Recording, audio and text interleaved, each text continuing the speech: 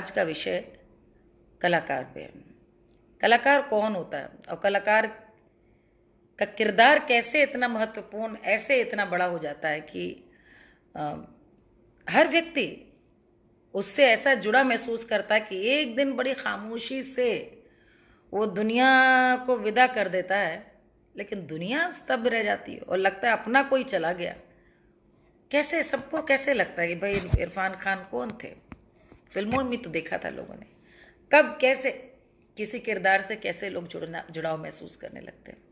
और कितने किरदार होते हैं कि जब वो जाते हैं तो हम लोग के लिए सिर्फ एक खबर होती है। इरफान खान को साल भर पहले ही पता था कि वो नहीं बचेंगे, लेकिन वो लौट करके आए और उन्होंने एक फिल्म पूरी करी जो रिलीज़ होने के अगले दिन ही लॉकडाउन में चला गया था पूरा देश। 2 दिन पहले उनकी माँ नहीं रही थी और वो देखिए 2 दिन बाद ही अपनी माँ के साथ जन्नत में जाकर मिलेंगे। और दूसरी कितनी बड़ी बात जो उनसे सीखने वाली है, और हमारे बहुत सारे कलाकार जो इसमें यदि हमारे साथ जुड़े हुए हैं तो वो भी ये बात सीखें। जो इरफान खान जी से सीखने वाली बात है वो ये कि उनकी जो यात्रा है वो यात्रा अपने आप में दिखाती है कि कलाकार के अंदर दम हो, बल हो तो कहाँ से कहाँ क्या नहीं कर सकता। दूरदर्शन से शुरुआत हुई थी इरफान खान की। आप में से कितने लोगों को चंद्रकांता याद होगा? भारत एक खोज में भी उन्होंने छोटा सा रोल किया। चाणक्य सीरियल में छोटा सा शूट किया था। एक सीरियल आता था सोनी बनेगी अपनी बात जी में, उसमें भी आते थे। यानी कि और फिर बाद में याद करिए छोटे छोटे कई शोज में कभी एंकर बन करके आ रहे हैं, थिएटर कर रहे हैं। ये दिखाता है जो हर कलाकार के लिए, जो आज बहुत सारे आर्टिस्ट मुझसे पूछते हैं, मैं आप लोगों के लिए आज एक कलाकार का एपिसोड लेकर आई हूँ कि सब लोग पूछते हैं कि हम क्या करें, मेरा बेटा बहुत अच्छा गाना चाहता है, मेरा बेटा को ये बता दीजिए, मेरे बच्चा उसी को। और मैं अपनी यात्रा देखकर दंग रह जाती हूँ कि मैं इनको क्या बताऊं। मैं क्यों दंग रह जाती हूँ? क्योंकि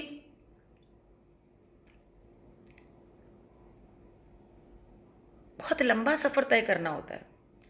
इरफान खान की दूरदर्शन में 90s की यात्रा से लेकर हॉलीवुड की फिल्मों तक को पूरा करना। उनकी फिल्म को ऑस्कर तक मिला, life of a pi, name से, कितनी फिल्म्स उन्होंने हॉलीवुड की मिथ। और ये दिखाता है कि संघर्ष में कोई भी काम छोटा नहीं होता। आजकल के बहुत सारे कलाकार, उनके माता पिता भी चाहते हैं कि वो बड़े बन जाएं, जल्दी सीख लें, लेकिन वो सीधे चाहते हैं टैंटनांग जैसी बड़ी एंट्री हो। इरफान खान को देख करके सीखें कि यात्रा कैसे शुरू होती है। मेहनती कलाकार कहाँ से कहाँ आगे से आगे आता है। छोटा किरदार किया, किसी ने नोटिस किया, फिर बड़ा किरदार मिला और बड़ा नोटिस किया, फिर एक और बड़ा मिला, और कितने भी बड़े हो गए। आप देखिए साधारण शक्ल सूरत, टोटली सेल्फ मेड मैन, अपने दम पे बने। बाद में एड भी किए उन्होंने और मेन स्ट्रीम की फिल्में भी करी। तो ये कहीं ना कहीं पर आज के कलाकारों को सबसे बड़ी सबक इरफान खान से ये भी लेने का है कि पहली बात कि कला के लिए सारे मंच प्रणम्य। वो रंगमंच भी करते थे, वो फिल्में भी करते थे। मुझे याद है एक उनका बड़ा शानदार है, आप लोग कभी देखिएगा गूगल करके, स्टार पे एक आता था स्टार बेस्ट सेलर, आप टाइप करिएगा स्टार बेस्ट सेलर एपिसोड्स। उसमें एक बड़ी शानदार एक कहानी थी, तिग्मांशु धूलिया की डायरेक्ट की हुई, छोटी सी मुलाकात, शायद यही है, या मुलाकात करके ऐसा ही था। हिमानी शिवपुरी थी उसमें और टिस्का चोपड़ा भी थी और इरफान खान थे और रघुबीर यादव भी थे, 90s की।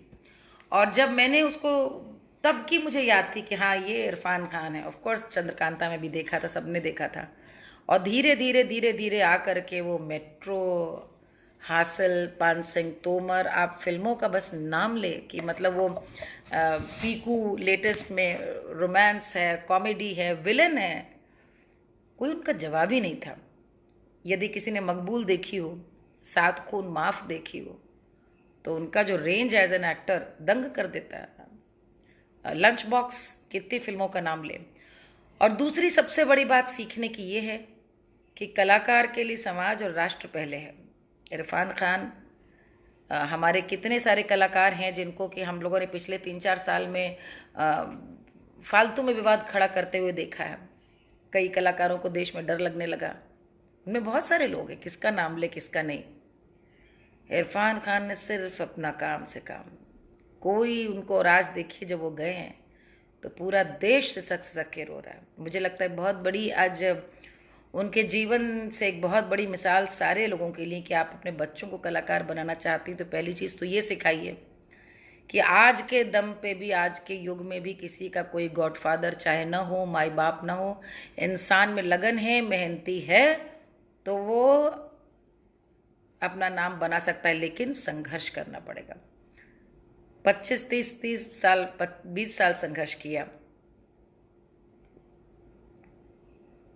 25-20 साल संघर्ष किया इरफान खान ने, और तब आज देखिए कि किस मुकाम पर है। भारत के राष्ट्रपति, प्रधानमंत्री, एक एक इंसान अपना कोई जैसे चला गया। और कलाकार जब जाता है तो वाकई उसके जाने से ये खुद लगना चाहिए कि दुनिया सूनी हो गई। मीना कुमारी जी की जब डेथ हुई थी, पाकीज़ा रिलीज़ होने के बाद, और पूरी तरह से सामने भी नहीं आने पाई थी फिल्म, सब धक्के से रह गई, कैसे, ये क्या हो गया, वो कैसे चली गई, क्या इतनी बीमार थी। सबको लगा कोई अपना चला गया। और सबको मालूम है कि पाकीज़ा पूरी करने के समय में कमाल अमरोही जी से उनकी शादी हो चुकी थी, मीना कुमारी जी की, और शादी के समय ही उन्होंने पाकीज़ा शुरू की थी। तभी आप बहुत सारे जो उसके गाने देखते हैं 60s के रिकॉर्डेड हैं। और फिर जब झगड़ा हो गया आपस में तो फिल्म बंद हो गई। बहुत सालों बाद नरगिस और सुनील दत्त ने दोनों के बीच में बातचीत करके दोनों को समझाया कि आपसी ईगो में आप इतनी कमाल की चीज़ को क्यों नष्ट होने दे रहे हैं। और उसके बाद तब तक मीना कुमारी जी की हालत बहुत ख़राब हो चुकी थी, और कमाल अमरोही ने कहा था कि ये करेंगी तो महजबीन करेंगे, यानी मीना कुमारी ही करेंगे, नहीं तो और किसी के संग ये फिल्म नहीं बनाऊंगा मैं। आखिरी समय में उनके लिवर की प्रॉब्लम इतनी बढ़ गई थी कि वो जो आप एक गाना देखते हैं ना पाकीज़ा में, आज हम अपनी दुआओं का असर देखेंगे, तीर नजर देखेंगे, जख्म जिगर देखेंगे। ये पूरा पद्मा खन्ना जी पे, दरअसल जो पूरा डांस का सीक्वेंस है जब वो कांच पे नाचती हैं, ये पद्मा जी ने शूट किया था, उनका सिर्फ चेहरा था। और ये हालत थी कि एक एक घंटे कोई सिर्फ फिल्म कर पाती थी, उनकी हालत थी। लेकिन उन्होंने अपनी सेहत के दम पे फिल्म को कंप्लीट किया कि मैंने वादा निभाया, और फिल्म कंप्लीट किया। और उसके बाद वो नहीं रही। लेकिन आज भी जब मुझे लगता है कभी कभी कि पाकीज़ा के बिना शायद हम हिंदुस्तानी संगीत, हिंदुस्तानी फिल्म, हिंदुस्तान किरदार को अनुमान ही नहीं कर सकते। लेकिन किस तरह से उन्होंने अपनी जान पर खेल करके पूरा किया, ये भी सोचने की बात है। तो ये जो भी लास्ट फिल्म आई इरफान खान जी की, वो भी पोस्ट कैंसर थी, इंग्लिश वाली जो भी करीना के साथ, आप लोग ज़रूर देखें। और मुझे लगता है कि आज हम लोग सबको उनको श्रद्धांजलि देनी चाहिए। और एक निर्गुण गाती हूँ मैं, उसके बाद हम लोग आगे बात शुरू करेंगे।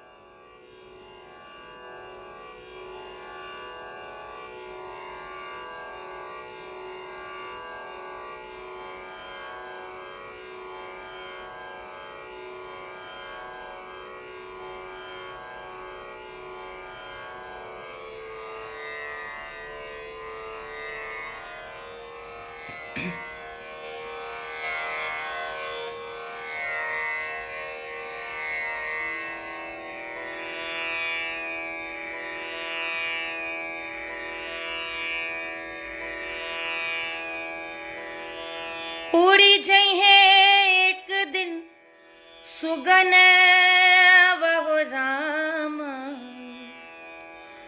उड़ी जई है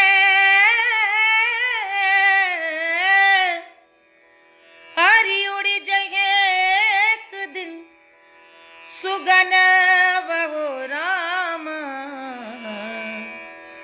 केहू नहीं अपना, केहू नहीं अपना। उड़ी जई है एक दिन सुगन वहो राम, केहू नहीं अपना, केहू नहीं अपना। रंग महल में 10 दरवाजे, अरे गिर जई है कही छन वहो रामा, केहू नहीं अपना हो, केहू नहीं अपना। उड़ी जई है एक दिन सुगन वहो रामा, केहू नहीं अपना हो, केहू नहीं अपना। 5 तत्व से बना रे महलवा, अरे 5 तत्व से बना रे महलवा, अरे गिर जइहे कही छन वहो रामा, केहू नहीं अपना हो, केहू नहीं अपना। उड़ी जहे एक दिन सुगन वहो रामा, केहू नहीं अपना।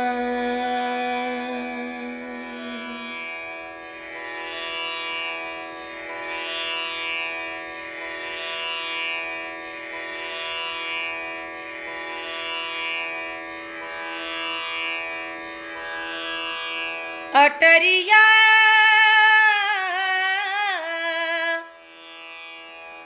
अरे छोड़ चला बंजारा,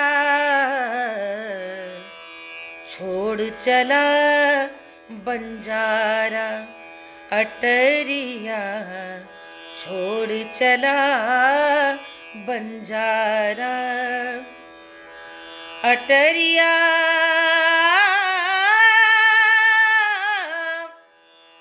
अरे छोड़ चला रे, छोड़ चला हो, अरे छोड़ चला बंजारा रे,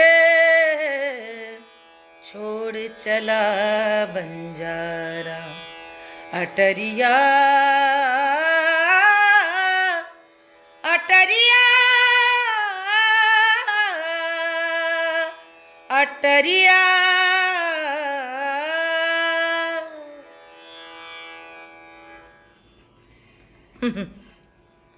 तो जीवन ऐसा ही है। मानिक पहलादानी के इसका अर्थ जरूर बताएं। उड़ी जई है एक दिन सुगनवा हो रामा, केहू नहीं अपना, अपना कोई भी नहीं है। मुट्ठी बांधे आए थे, मुट्ठी बांधे जाना है, और कोई अपना है नहीं। सुगना यानी पंछी जो कि आत्मा है, वो उड़ के चली जाएगी किसी भी समय। रंग महल के 10 दरवाजे, 5 तत्व का बना ही महल है। गिर जई हैं एक ही छनवा, सारा महल जो भी 5 तत्व का शरीर है या माया मोह की जो 10 विद्या है, उनसे जो महल बना है, सब एक क्षण में टूट जाएगा। जब टूट जाएगा तो कुछ शेष नहीं रहेगा। तो उनको श्रद्धांजलि देते हुए आगे बात शुरू करती हूँ। और देखिए कितने सारे कलाकार हमारे सामने जिनको हम मानते हैं, आज भी सबसे ज़्यादा देखते और सुनते हैं। उनमें से बहुत सारे लोग आज भौतिक रूप से हमारे बीच में नहीं हैं। मीना जी की बात कर रही थी, मधुबाला जी नहीं हैं। सबसे बड़ी बात, मोहम्मद रफ़ी साहब नहीं हैं, किशोर कुमार जी नहीं हैं। आप जिनको देखकर जिनके गानों ने, जिनके किरदार ने आप पे राज किया, मैं अपना बता सकती हूँ। देवानंद जी, राजेश खन्ना साहब, शम्मी कपूर जी, वो नहीं है आज, लेकिन उनके किरदार, उनका अभिनय, वो कमाल की जिंदगी हम लोगों को कई जिंदगियां दे गया। एक मैंने पढ़ा है कि आपने सुना होगा, वो तीसरी मंजिल में जो हमारे यहाँ कहते हैं ना कलाकार को शो मस्ट गो ऑन, तो एक दो किस्से आपको बता के फिर मैं अपने ऊपर भी लेकर आऊंगी बात को।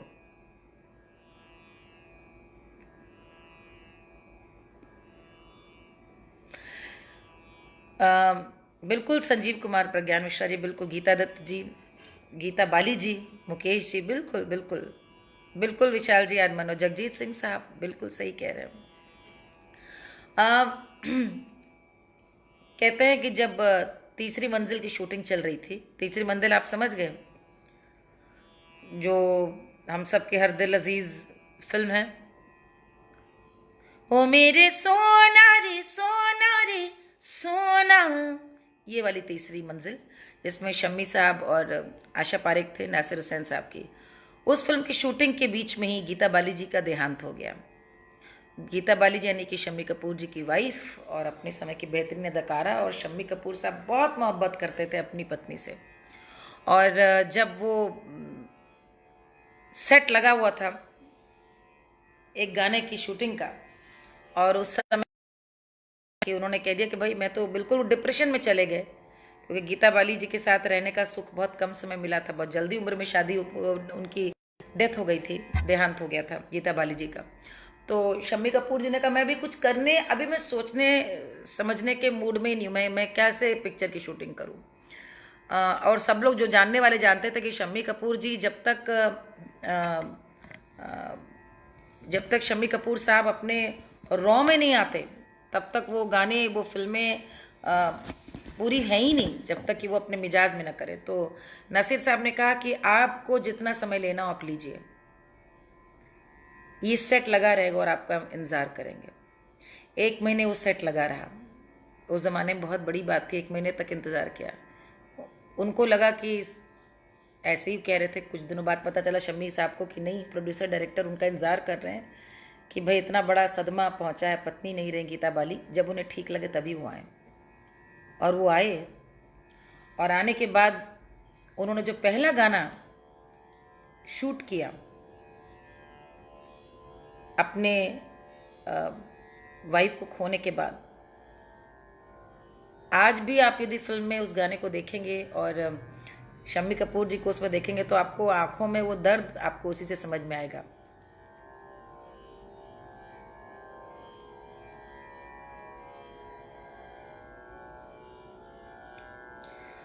तुमने मुझे देखा होकर मेहरबान, याद है गाना?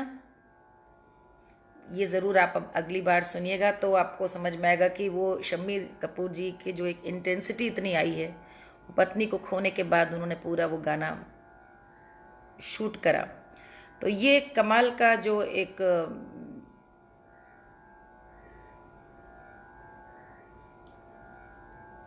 कुछ लोग ऐसे, मतलब हमारे यहाँ कहते हैं ना, कोई काहू में मगन, कोई काहू में मगन, मैं तो उसी मगन जाके लागी नहीं रहे। ऐसे भी यहाँ पर असंवेदनशील लोग हैं जो कह रहे नज़र लागी राजा जरा सुना दीजिए। यही है कलाकार का जीवन, कि आपका मन कुछ भी हो, आपको तो जनता के लिए आना है, तो आपको तो जनता के लिए गाना है, जनता के लिए आपको कैसे भी करके अपने दुख सुख सब भूल करके, सुख भूल के इसलिए कह रही हूँ क्योंकि अक्सर शूटिंग होती है, पसीना आता रहता है, अक्सर आपको पता होता है कि आपको देर हो गई है, बेटा आपका घर पे इंतज़ार कर रहा है, आपका कोई बहुत अपना बीमार है और आपका प्रोग्राम है और आपको तब भी जाना। कलाकार का जीवन ऐसे ही होता है। मेरे साथ 2 घटनाएं ऐसी घटी। एक बार तो हमारी अपनी माँ का, हमारी माँ को, मेरी दूरदर्शन की कॉन्सर्ट थी और मैं उसमें आई थी। 27 नवंबर को शायद वार्षिक उत्सव होता है दूरदर्शन का, तो मैं उसी में आई थी। और सवेरे में शायद नौचंदी से मैं दिल्ली से आई थी और सुबह पहुंची घर, तो पता चला कि मम्मी का फ्रैक्चर हो गया। तो हमारे पिताजी चूँकि डॉक्टर थे, बोले कि भाई मम्मी का फ्रैक्चर हो गया, जबकि इतनी ज़ोर से गिरी नहीं थी, हमें लगता है कि मम्मी का कैंसर बढ़ गया है और हड्डियों में चला गया है। मैं तो एकदम शॉक्ड। हम लोग तुरंत MRI कराने के लिए सरकार डायग्नोस्टिक लेकर गए।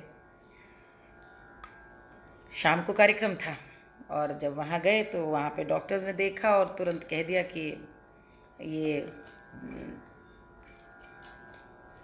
कुछ ही समय, ज़्यादा से ज़्यादा 1 साल है अब इनके पास, क्योंकि बहुत इनकी अब स्थिति बहुत गंभीर है।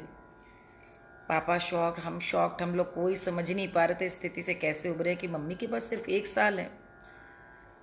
वापस आए। अच्छा, आज जैसा नहीं, दूरदर्शन आकाशवाणी एक समय में बहुत अनुशासन, बहुत वहाँ पे गाना भी बहुत बड़ी बात मानी जाती थी और एक बार हाँ कर दी तो ना नहीं कर सकते थे, ब्लैक लिस्ट कर दिया जाता था। तो मैंने उस समय अपने जो प्रोड्यूसर थे उनको फ़ोन किया और कहा कि भाई शायद हम कार्यक्रम ही नहीं दे पाएंगे आज। और मुझको ही उद्घाटन फर्स्ट ही आइटम मेरा था, बाकी अलग अलग शहरों के थे। मुझे लगता है उसमें आगरा से थे अपने सुधीर नारायण जी, प्रकाश पांडरेकर जी थे भोपाल से, और एक कोई नई मली थे दिल्ली से। 4 कलाकार थे, शुरुआत में मेरी थी। तो बस मैंने कहा कि मैं तो आज शायद कार्यक्रम ना दे पाऊँ।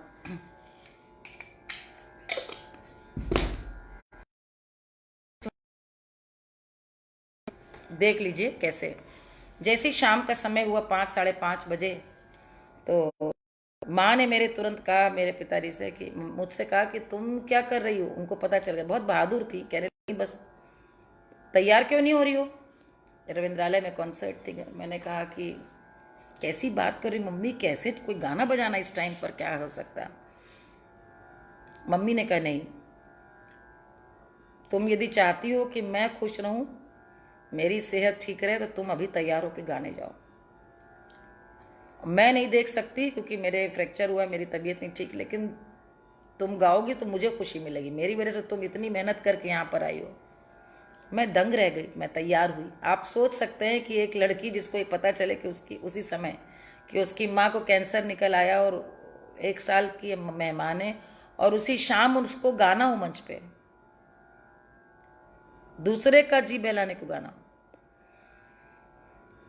मैं पहुंची और सबसे बड़ी बात, आप सबको बता भी नहीं सकते अपना दुख। और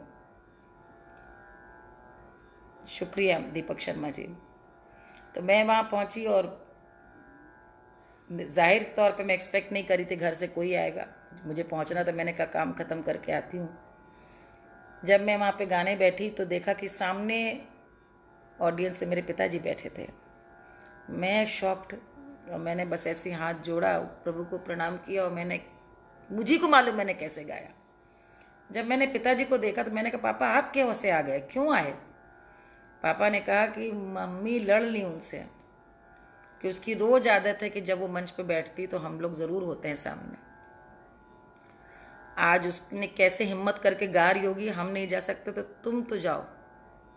और पिताजी कैसे मन से सिर्फ मेरे लिए, मेरे हौसले के लिए आए थे। पता नहीं वो हमें हिम्मत दे रहे थे या हम उनसे हिम्मत ले रहे थे, या वो मुझसे ले रहे थे। बहुत हिम्मत और बहुत बड़ा कलेजा कलाकार को चाहिए होता है।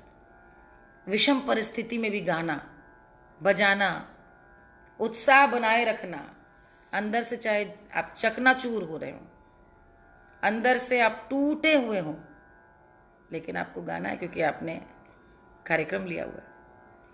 ऐसे ही कई बार हमारे संग हो चुका है। ये इसका दूसरा भी होता है। जब कार्यक्रम ले लिया तब पता नहीं था उस दिन करवा चौथ है, जब कार्यक्रम ले लिया तो पता नहीं था उस दिन हरतालिका तीज है।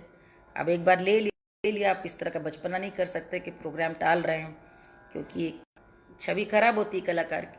पोस्टर छप गए और आप जा नहीं रहे क्योंकि आपको 4 दिन पहले पता चला कि उस दिन तो निराजल व्रत है। और मैंने निराजल व्रत में कितनी बार कार्यक्रम किया, क्योंकि इतना ध्यान नहीं रहता, तो कलाकार की बड़ी परीक्षा होती है। पानी नहीं लिया, गाए चले जा रहे। एक बार करवा चौथ के दिन प्रोग्राम ले लिया, 2 बार ऐसा हुआ है, क्योंकि अक्टूबर नवंबर बहुत शोज आते हैं, बाद में पता चलता रहे करवा चौथ थी। मैंने सोचा, मैंने ऑर्गेनाइजर से कहा करवा चौथ में क्यों कर लिया प्रोग्राम, कोई आएगा नहीं सुनने को, औरतें घर में जाकर व्रत वो कर रही होंगी। लेकिन पहुंचे हम वहाँ, और जब वहाँ पर आए तो मैं हैरान हो गई, कितनी औरतें और इतने आदमी। मैंने कहा भैया तुम लोग का व्रत नहीं है क्या। वो बोले हम लोग करेंगे, आपको मैडम सुनने आए हैं। और मुक्ताकाश था, तो ऊपर मैंने झांका तो ऊपर चंद्रमा जैसे ही निकला। मैं गा रही थी और नाचते नाचते मैंने चंद्रमा को ऐसे प्रणाम किया कि घर पहुंच करके व्रत तोड़ूंगी, लेकिन तुमको यहीं से प्रणाम मैं करती हूँ। तो ये कलाकार होता है कि हंसते हंसते उसको सारे काम करने पड़ते हैं, बड़ी से बड़ी परीक्षाएं हो जाए चाहे जो हो जाए, कमाल होता है। एक बार का आपको और बड़ा मजेदार किस्सा सुना रही हूँ। मजेदार क्या, कलाकार की जी जीविका का। हमारा कार्यक्रम था भागलपुर में, बिहार में, और उस कार्यक्रम को करने के लिए उस जमाने में रेडियो कॉन्सर्ट जब आती थी तो एक बस आकाशवाणी से फोन आता था कि इस दिन इस आकाशवाणी में प्रोग्राम है, और इसके अलावा कुछ नहीं। कैसे जाना है, कैसे पहुंचना है। अच्छा भाई, भागलपुर में। मैंने कहा ठीक है, मैं भी जाती हूँ भागलपुर। ये बात बता रही हूँ मैं आपको 94-93 की। बड़े पापड़ बेल करके हम लोग पहुंचे यहाँ तक, 93-94 के। तो हमने ट्रेन करी, शायद विक्रमशिला थी, और वो जो पटना ही पहुंची करीब 7-8 घंटा लेट। तो हम शाम को ही पटना पहुंचे। जी सविता शुक्ला जी, साहस है। और मैं आपको बता दूं, हर कलाकार साहसी, यदि साहस नहीं है तो कलाकार बन नहीं सकता। क्योंकि जितनी आलोचना कलाकार को सहनी पड़ती, जितने विपरीत परिस्थितियों में गाना पड़ता है, जितनी दिक्कतों के बीच में माइक ठीक है कि नहीं, ऑडियंस बेसुरी है, आपका आयोजक दुष्ट है, जो कुछ भी है, आपको जनता सुनने आई है, वहां पे कोई कॉम्प्रोमाइज नहीं। बहुत साहसी होना पड़ता है। कलाकार साहसी नहीं होगा तो हो नहीं सकता। इसीलिए कलाकार कलाकार होता है। बिल्कुल, गा सब लेते हैं, कलाकार बहुत कम लोग बन पाते हैं। तो पटना ही पहुंचे हम शाम को। हमने बस वाले वहां उतरे तो बस से पूछा, हमने कहा भाई यहाँ से कितना दूर है भागलपुर। कुछ जानकारी नहीं रहती थी। वो एक आता था, याद करिए, ट्रेन का टाइम टेबल, एक वही किताब होती थी जिसको देख करके चल देते थे। आकाशवाणी में एक और दिक्कत थी कि म्यूजिशियंस वहीं मिलते थे। अच्छा वाह अनुजा जी, आकाशवाणी के संगतकार होते थे, मोबाइल का जमाना नहीं था।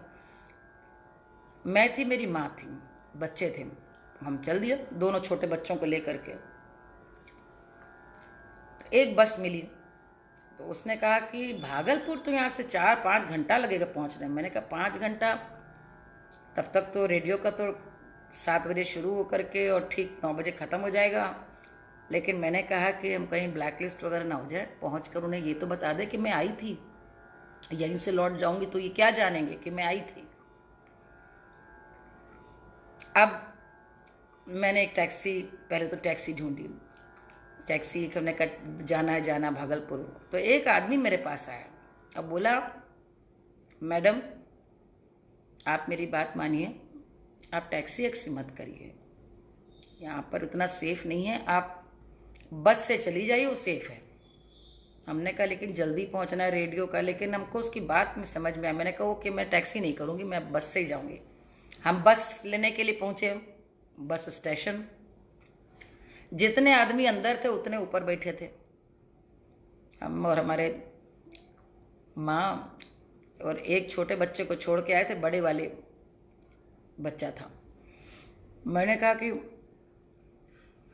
ले करके चलना है 4-5 घंटे में। उसने कहा कि जितना टाइम लगेगा हम पहुंचा देंगे। To cut a very very long story short, आप मतलब मजे की बात है, मैंने पूछा कि कितने स्टॉप बाद आएगा भागलपुर, तो उसने कहा कि 36। मैंने कहा 36? तो उसने कहा नहीं, हर स्टॉप पे गाड़ी रुकेगी। मैंने कहा ओ गॉड्स, ओके। तो धीरे धीरे हर जगह रुकती, लेकिन चला बहुत तेज रहा था। मैंने लास्ट में जब देखा कि 8:30 हो गया, 9 बज गया रात का, मैंने कहा भैया ड्राइवर साहब तुमको एक्स्ट्रा, अब वो रोके कहीं पर रेस्ट, एक जगह पे उसने ढाबे में कि अब हम यहाँ पर खाना खाएंगे। हमने कहा कि हम तुमको डबल खाना खिलाएंगे, तुम बस भागलपुर लेके चलो। खैर हम लोग पहुँचे तो ठीक 9:30 बज गया था। मतलब मैंने कहा कार्यक्रम तो खत्म हो गया था। जी शस्या, ये मैं जिस बिहार की बात कर रही हूँ ये 93 का बिहार है। और मैं जब चली गई वहाँ तो आकाशवाणी पहुंची। आकाशवाणी पहुंची तो वो कहने लगे अरे कार्यक्रम यहाँ नहीं, टाउन हॉल में। मैंने कहा यार आप लोग पूरी बात तार में क्यों नहीं बताते। फिर मैंने उस बस वाले को कहा मैं तुम्हें और पैसे दूंगी, तुम हमको सीधे बस लेके चलो टाउन हॉल। वो भी भला आदमी था, समझ गया कि बेचारी बड़ी परेशान। सोच रहा हो कैसी गाने के लिए परेशान हुई जा रही, कि गाना गाने के लिए कौन परेशान होता है। दौड़ते भागते हम पहुंचे तो टाउन हॉल में एक गाना गूंज रहा था। बस मुझे सांस में सांस आई कि चलो कार्यक्रम हो रहा है। उतनी देर में मैंने रास्ते में ही मेकअप कर लिया था। सूट साड़ी तो जो मैं पहनी थी। मेकअप इतना कर लिया था कि मैं बस मंच पे सीधे बैठ जाऊं। मैं बस सीधे वहां गई और मैंने पहुंचते वहां पर कहा कौन है प्रोड्यूसर, कौन है स्टेशन डायरेक्टर, कौन। मैं मालिनी अवस्थी में जा रहे थे कि अंतिम प्रस्तुति थी, जो अंत में कहने जा रहे थे ये लोग कि भाई प्रणाम करते हैं अब आप लोग की विदाई, नमस्कार। उसके बजाय जैसे मैंने बोला उस अनाउंसर को कि मैं हूं मालिनी, मैं आ गई। उन्होंने कहा देखिए भोलेनाथ की क्या महिमा है कि हम जिनका बेसब्री से इंतजार कर रहे थे वो लखनऊ से आ गई हैं। मैंने ना कुछ पूछना ना बताना कि मैं कैसे आई हूं क्या आई हूं, बस सीधे जा करके मंच पे सीधे बैठी और कौन हारमोनियम पे कौन तबले पे, क्या सुर क्या स्केल, सीधे शंकर जी का एक शुरू किया। और पहली चीज मैंने यही कही कि आज जो मैं यहाँ आई हूँ भोलेनाथ की कृपा थी और इनकी इच्छा थी कि मैं आऊँ, इसलिए आज मैं यहाँ कार्यक्रम देने के लिए आई हूँ। और गाया। फिर उसके बाद जब आधा घंटे का हो गया तो फिर 2 गानों की और फरमाइश, कभी नहीं भुला पाती। लेकिन इस तरह के अनुभवों से कलाकार बनता है। क्यों? क्योंकि कमिटमेंट दिया है तो पूरा करना है, अपने को चाहे कष्ट में डाल के पूरा करना पड़े। और ये सब नहीं करते। आम आदमी को आप तो बोले यार मूड नहीं ठीक है, मैं यार नींद आ रही है, अम्मा यार चलो फिर किसी दिन और हो लेंगे। कलाकार ये नहीं कर सकता। किसी भी दिन यदि कलाकार को ने कोई वादा कर दिया है, उसका कहीं नाम चला हो गया कहीं भी। बिल्कुल किरण दीक्षित जी एकदम सही कह रहे हैं। हमारे मौसा जी जो अभी नहीं रहे, उनका भी उस दिन, जिस दिन नहीं रहे तो उस दिन नहीं, 13 ही के दिन।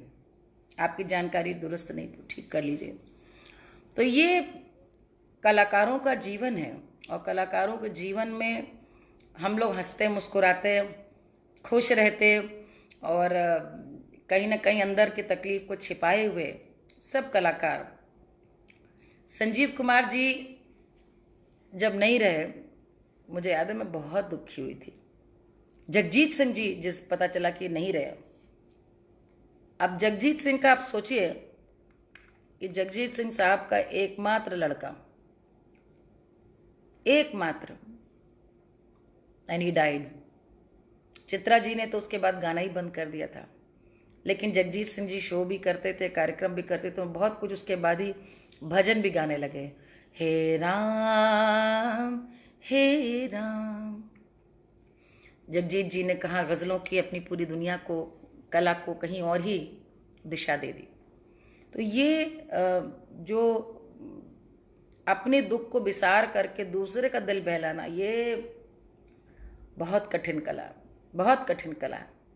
और कहीं ना कहीं इसीलिए तो कलाकार हंसता है कि भाई हम कलाकार दुखी हो, कलाकार के घर में कुछ हो जाए तो कोई समझने वाला भी नहीं है, वो खाली हंस करके हंसाता रहता है। सर्कस के लोगों को देख ले, मेरा नाम जोकर, तो पूरी फिल्म ही इसी पर बनी थी।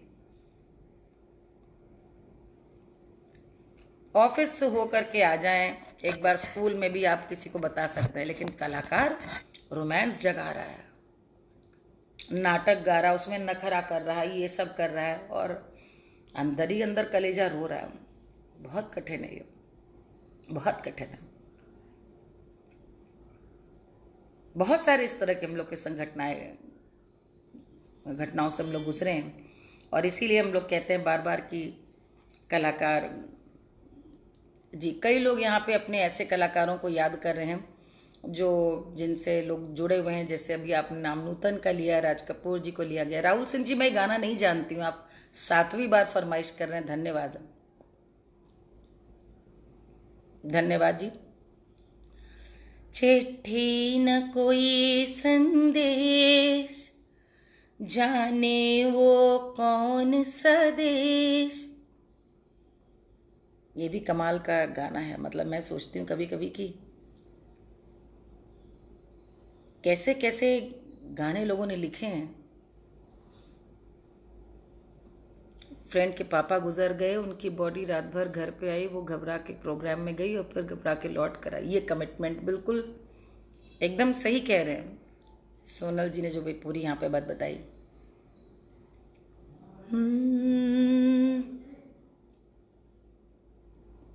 मैं कोशिश करती हूँ ये वाला गाना गाने के लिए आप लोग के सामने। आज मन ही कैसा अजीब सा हो रहा है।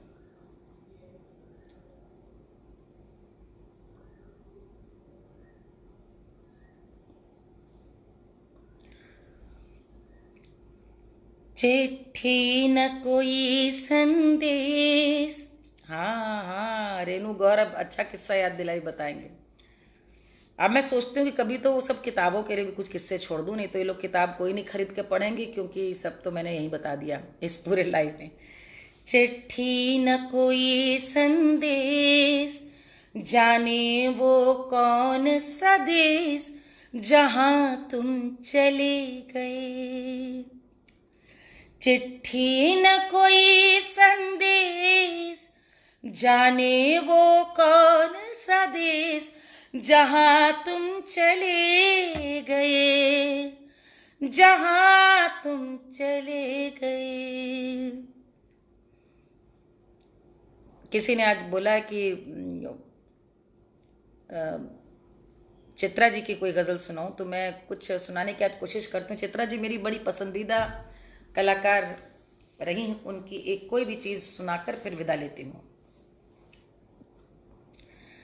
किसी रंजिश को हवा दो कि मैं जिंदा हूँ अभी, मुझको एहसास दिला दो कि मैं जिंदा हूँ अभी। मेरे रुकने से मेरी सांस भी रुक जाएगी,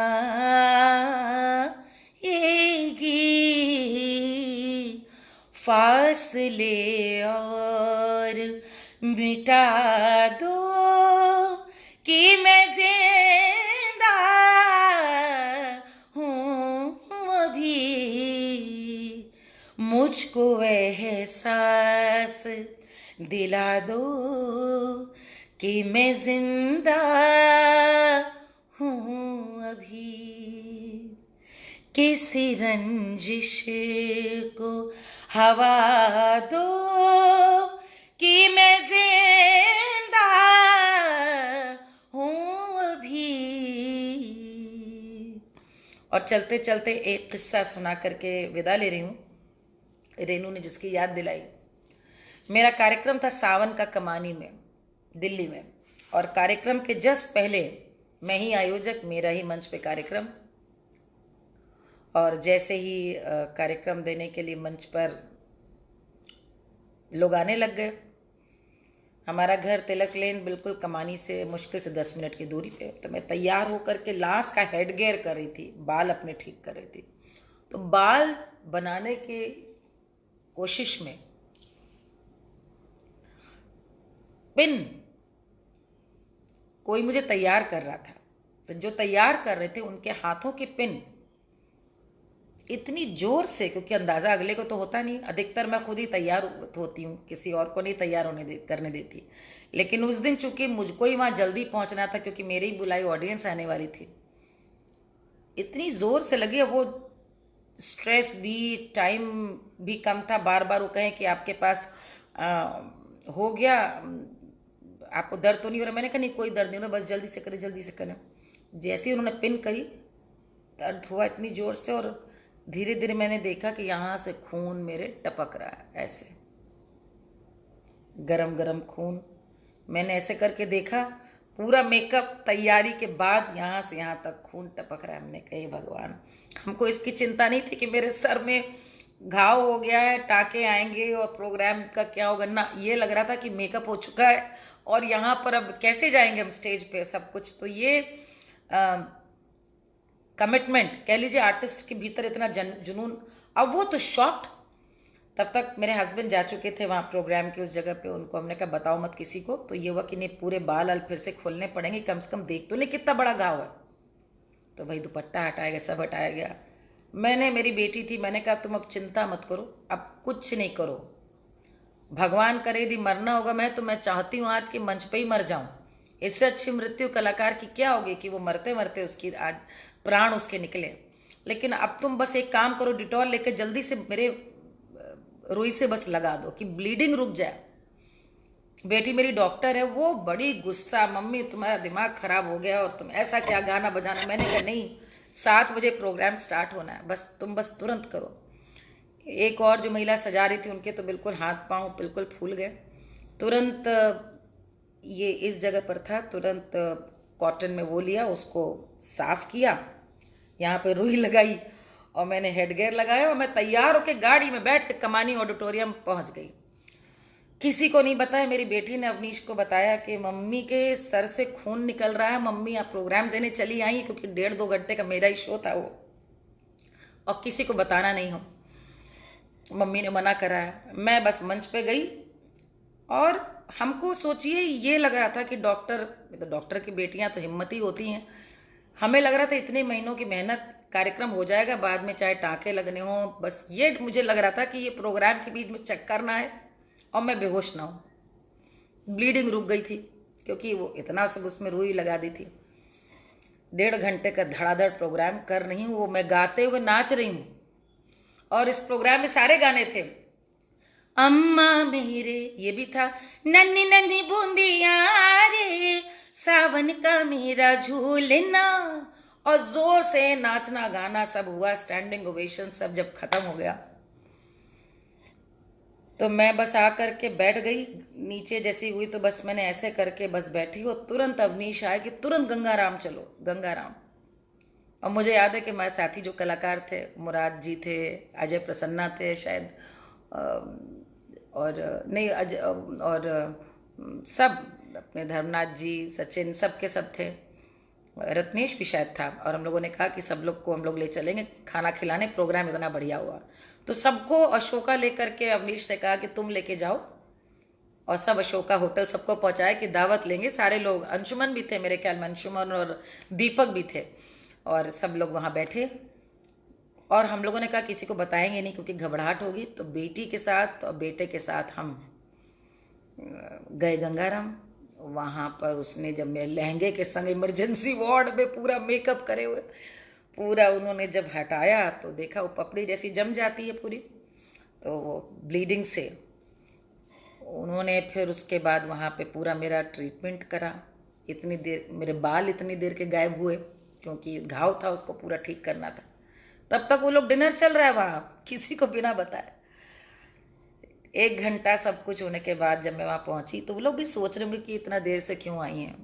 वहाँ पर आने के बाद मैंने कहा कि मैं बिल्कुल ठीक हूँ, और शो से जस्ट पहले मेरे सर में इतना बड़ा घाव आज हो गया था कि टप टप खून बह रहा था, और भगवान की कृपा है कि सब ठीक है। देवर शौक कि आपने प्रोग्राम कर लिया और बताया भी नहीं किसी को। तो ये होता है कलाकार, क्योंकि कलाकार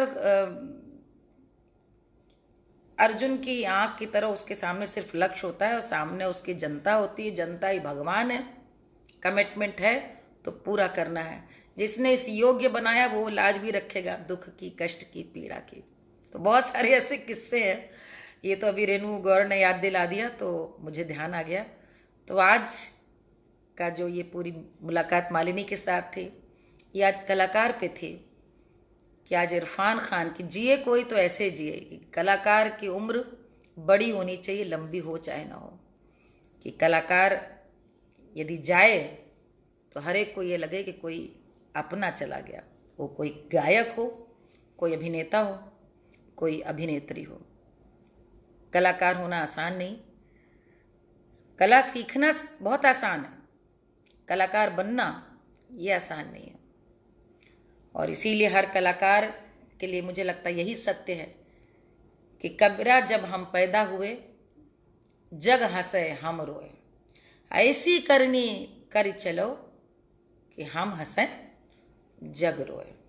पुनः एक बार इरफान जी को श्रद्धांजलि देती हूँ, उन तमाम कलाकारों को नमन करती हूँ, प्रणाम करती हूँ जिन्होंने इतनी विपरीत परिस्थितियों में कला धर्म को नहीं छोड़ा और जो सृष्टि के आनंद के लिए, सृष्टि को उत्सव बना करके प्रस्तुत करने के लिए अपने आप को स्वाहा कर देते हैं।